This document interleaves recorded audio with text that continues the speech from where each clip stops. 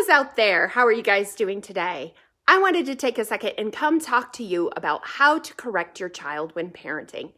Now, this video does apply to all parents. However, if you are an adoptive parent, you know that the complexity of the adopted child's brain and behaviors oftentimes go beyond even what they understand, let alone for us to try and decipher it and understand it. So it's a little more in depth when it comes to adoptive parenting than it is with typical parenting, but feel free to stay tuned either way, whether you've adopted or not.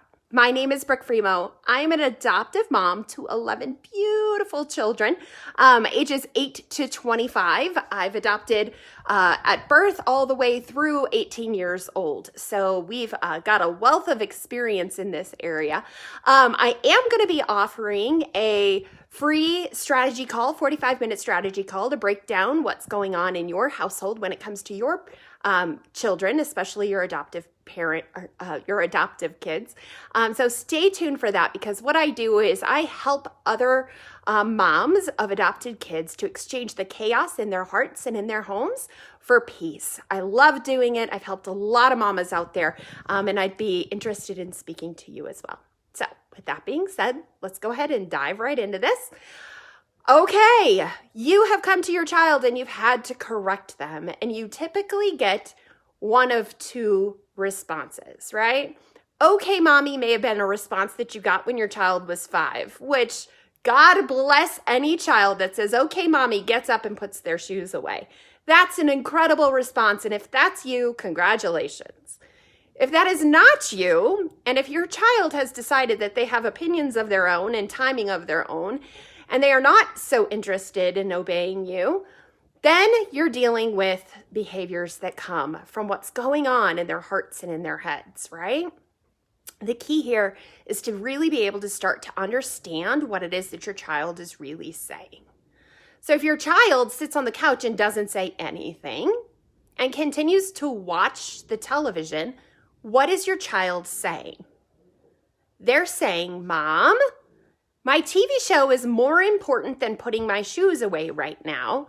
Your priority for your shoes and my priority for my shoes are two very, very different things, right? So if that's the case, then why, when we address them, do we not address what they're really saying? If we can get to the place where we understand what our children are saying through their actions, through their behaviors, and what they're saying behind the words that come out of their mouth, we have a lot better chance at being able to effectively mold change, right? In their thinking and in their behaviors. So an appropriate response from a mom in a situation like the one I just laid out might be, listen, I know that TV show is really important to you, and I wouldn't ask you to put away your shoes right now, except that I've already asked you twice today. So I need you to shut off the TV and put your shoes away, and you are welcome to turn it back on as soon as you've done what I've asked, right? Speak to the actions. Speak to what the behavior is telling you. The behavior is telling you that TV is more important, so you need to speak to that, correct? Now, what about this? What if it is, I hate you, Mom. You're always telling me what to do. And then they throw the remote down, grab their shoes, and storm off to their bedroom. Okay, now your child is definitely in the fight mode rather than the flight mode. And what is your child really saying? Your child saying, I don't feel like I'm in control of my own decisions. I don't feel like you put my needs ahead of what it is that you want. Don't you hear that through those behaviors? And you're like, holy cow, all I asked was for you to put your shoes away. Like, where did this come from? So many moms I talk to, they're like, it was such a small thing. And they turn it into this huge, disrespectful, oh my goodness, it wouldn't have even been a big deal, but they made it into a big deal. Can you relate to that? I know I can. I've been there many, many, many, many times, right? So now you definitely have a secondary issue that's going to have to be addressed. But again, let's go to, what is your child truly saying? Your child is saying, please don't control me. Please respect the fact that I'm an independent person with my own wants and my own needs. So if your child is upset, if they've responded in that way, I would not suggest going and approaching it with them right in that moment. I would take the victory that the shoes were put away.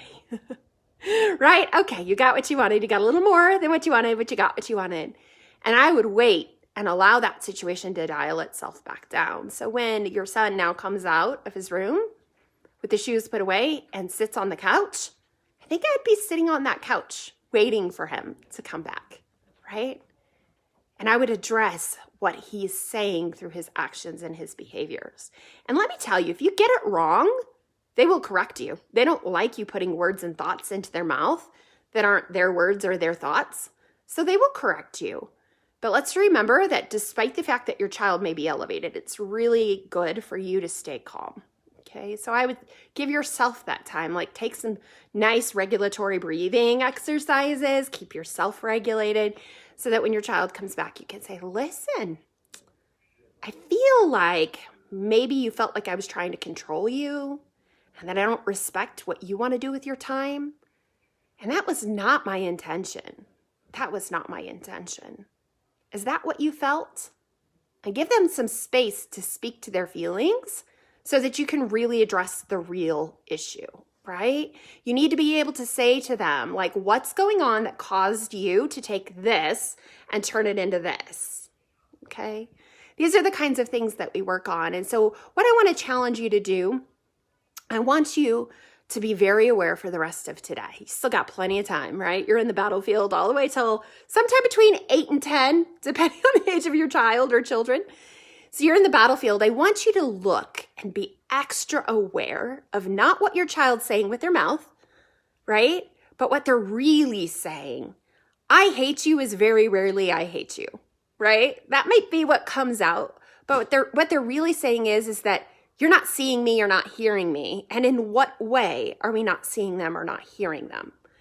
And then let's make an effort to try and validate what it is that your child is feeling, what your child is seeing, and how your child sees their needs being met or not being met, right?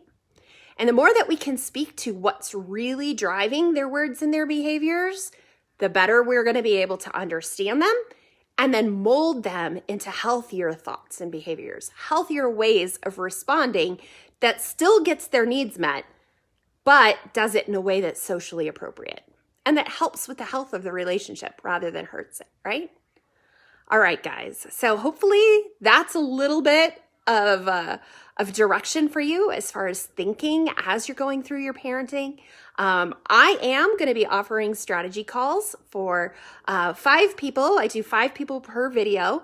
So you can either reach out to me directly or just comment yes below, and I will be happy to send you a link so you can get scheduled for 45 minutes where we can literally say, okay, what scenarios are you having? What's the dynamics in your house? Let's break that down and see if we can't make some fundamental changes in the way that you communicate with your child and get some fundamental shifts in communication so that they're more healthy in the ways that they engage with you. Thank you so much for your time and your attention. Subscribe. I'd love to continue to be able to speak into your hearts and into your homes. It's what I absolutely have a passion for doing. So thank you. Bye-bye.